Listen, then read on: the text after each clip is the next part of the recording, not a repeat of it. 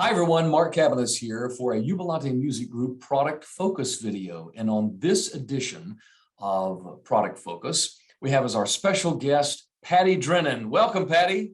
Hi, I'm glad to be here. Oh, it's great to have you, Patti. And today, everyone, we are talking about a new book that Patti has written. Not a choral book, not a piano book, but what we would call a book, meaning just a lot of words in this book.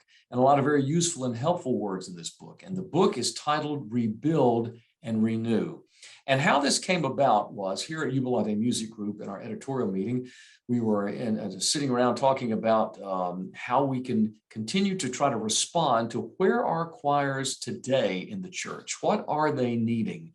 And if there's one thing that we know about choirs today is that they're smaller than they were now than they were pre-pandemic.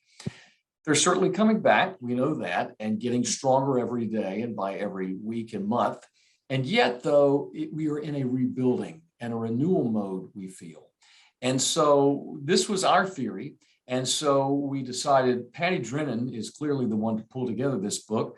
Patti is not only a practicing church musician, first and foremost, and also a composer and arranger of hundreds of octavos and other works for church. So she understands the needs of church musicians. She's one herself, as I say.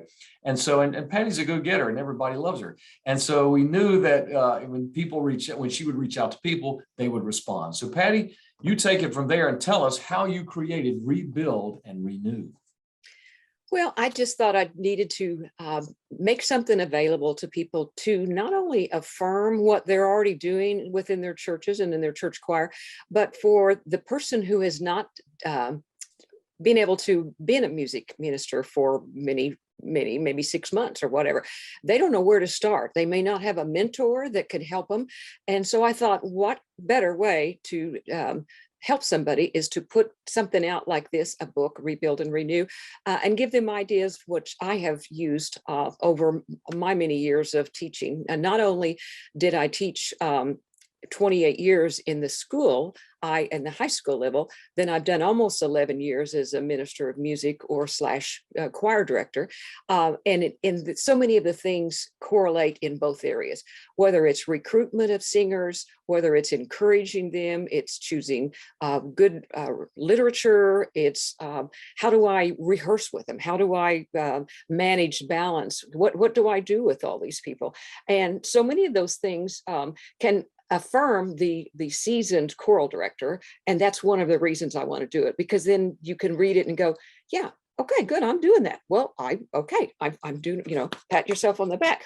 For the other person who doesn't know what to do, they go, oh man, that's a good idea. Because whenever I taught school, I had a team teacher who would come over and say, nah, I've done that. You save your time. You don't want to do that.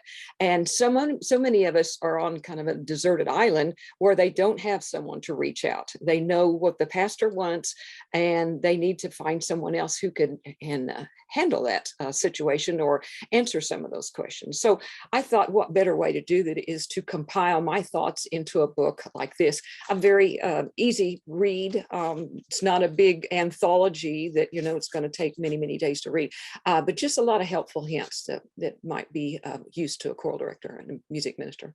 Absolutely, Patti. It is loaded with those kind of tips. And I want to underscore that the great thing you said, this is for the seasoned director and the novice director alike. It's affirming, it's educational, it's inspiring. And I think it's the kind of almost a mini retreat that someone might need, filled with ideas and tips to, again, not overuse the title, Rebuild and Renew, because that's where we know we are right now. And you also reached out to several directors to get ideas from them and pull those ideas together. We had several focus groups, of course, asking, what are the main things on your mind right now? What do we need to address? And so all of that, this is an amalgam of all of those things that we learned throughout the process. And I think that's very important. Let's jump into some of the chapter names, Patti, and that way the viewers will get a sense of what's involved. And we're not going to talk about all of the chapters at length, we want to touch on just the names so that you'll get a taste of what's inside the book. And then at the end, we'll tell you about where you can go to look at some sample pages of the book. But the first chapter is the choir as leaders in worship. And the next is recruit, rebuild, and euthanize. Now, Patty, talk about euthanizing your choir. Well, you have to look at the spelling of that, or else you would think, oh, she's trying to kill off anybody that's over 65 and above. And that's not the point. We always have to be using our talents to find new members that might be interested in becoming part of our choir. My very dear friend Don gave me that term because he used to use it. So we want to add youthfulness and euthanize our choir by adding new people that have not experienced that. And as an example, this year, whenever I started my second round of being a music minister, I figured God wasn't finished with me yet, and he wanted me to do this. And so I started reaching out into the congregation, and I just specifically asked a girl named Autumn. I said, I would really like to see you. I've seen you sing in service, and I know I've kind of heard that voice of yours. I think you ought to be involved in our choir. And she said, well, let me think about it. Well, took her 2 weeks, but she was there, and she wrote the most glowing, wonderful note to me on Facebook and personally, just saying, I have been interested in singing for 14 years, but Patti is the first one who has ever reached out to me and said, I am interested in you. I want you in my choir. And she said, just knowing that, I learned her heart. I learned what my skills and my God-given talents are and how they could be used. And she's one of our members now. And I'm thrilled that I took the time to reach out to her.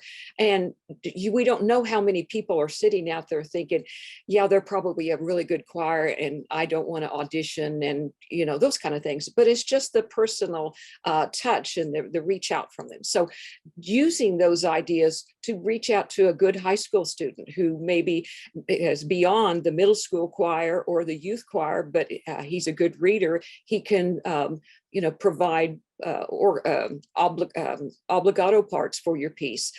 He can be using his God-given talents within the service. And it just takes asking somebody, and that's where we have to be proactive in that as music directors. Well said. And again, I know there are even other ideas that you have in the book on recruiting and rebuilding that choir. A lot of choir members I know said, hey, I've been out of choir now for 2 years and I'm in my 70s or 80s or whatever, and I think I'm going to retire. And I could understand that, even though if I were the director, I would still, be urging them and convincing them to still come back. And yet I would certainly respect that and understand that at a certain level, you bet. So how do we fill those seats? Well, again, the book has got not only what Patti just said, just being bold and having the wherewithal to ask, but there are other tips yet in the book to find other ways to euthanize your choir, to bring youth and others into the choir. And so there's a lot of that involved as well. The children's choir, a lifetime to our future. You get into children's choir, the choir as community. Patti, I want to dwell on that just a little bit, the choir as community. I think that was so missed during the pandemic, I know, of being together. And I think the main thing that those churches, and we could talk an hour about this subject, but we're not going to, of course we can't. But in terms of those churches that got rid of the choir in favor of just a praise team, I think we know that the two can coexist peacefully together in separate services or together, et cetera.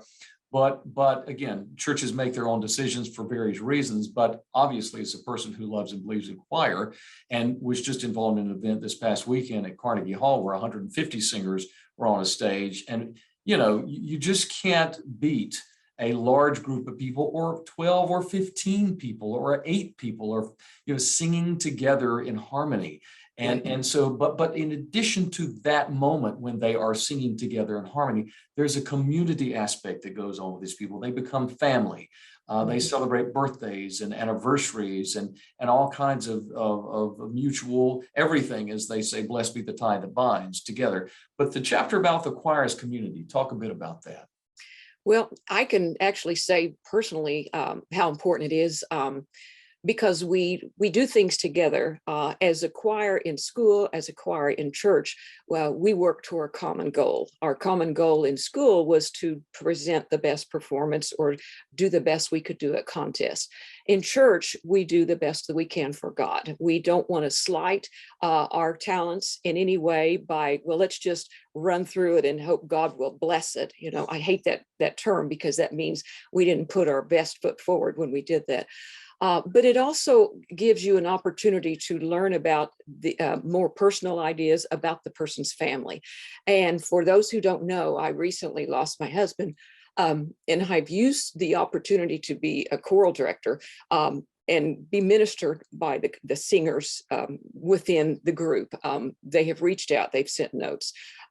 It's a challenge that I never thought I'd get through, but that has encouraged me and that has lifted me up. And so those kind of opportunities, I'm just one person, but just think of all the number of people who have had concerns within their lives where the choir stepped up and brought a meal or reached out and sent a card, or you know, for our example, we've had a number of people who contributed to a scholarship in my husband's name at our church because he was a lifelong member of the orchestra, and this way we know that the orchestra will continue on and we can scholarship college students to keep music alive for many years. So those kind of things, that it becomes a community, and not only a choir but an orchestra or a praise team. However we are leaders in worship. We work together. We aren't just somebody that shows up and sings on Sunday morning and then goes on about our merry way. There's more connection there, and that's so important. We need that. Oh, wow. So well said, Patti. Thank you. And thank you for your beautiful transparency and sharing the personal aspect of the choir's community.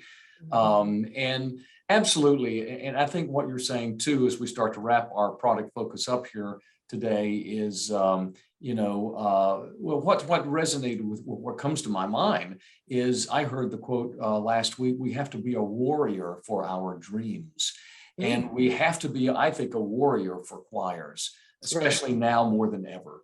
Right. And I think, you know, the warrior, of course, in the most positive way of really working and fighting for their survival and the rebuilding of our choral and music programs in churches these days. And I'll throw in one more thing about the book. There are reproducibles in the book, choir devotions and anthem ideas, and it's just loaded, everyone. It really is. So what I hope you'll do is click on the link below this video box, the show more area, go there, and then choose the link there that will take you to the product page for Rebuild and Renew, where you can find some sample pages on that. And this video also will be embedded in that page itself, in addition to being on this YouTube channel, if you're watching it there. So Patti, listen, you have given a great gift to us and church music directors with Rebuild and Renew. It's practical, it's down to earth, just like Patti. Patti is practical, she's down to earth, she's doing it, she's done it, she knows how to do it, she's in the trenches, as we say. And so she and her colleagues whom she pulled in to offer their ideas, they're in the trenches. So this is a book that I think is really going to be all of those things: inspiring, entertaining, and educational, and all of those things. So Patti, again, thank you so much for what you've done to create this wonderful Rebuild and Renew. Thank you so much. Absolutely. And thanks for joining us today, Patti. And thank you also for joining us for this Jubilate Music Group Product Focus.